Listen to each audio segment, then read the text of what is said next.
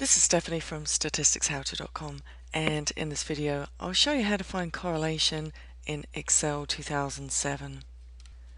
I've entered my data into two columns. In column A I've got ages, and in column B I've got weights.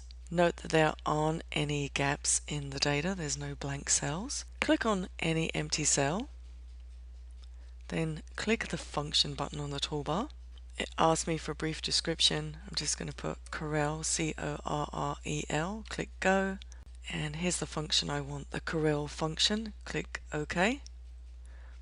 Array 1, I've typed my inputs into cells A2 through A10, so I'm going to type A2 colon A10, and array 2, that's my column B, my Y values.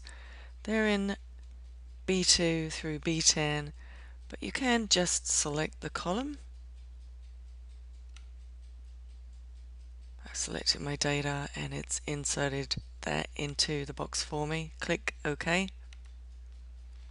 And here's my correlation, negative 0.1316. The correlation goes from a positive 1 to negative 1, where positive 1 and negative 1 are a fairly good correlation, and 0 is nothing at all.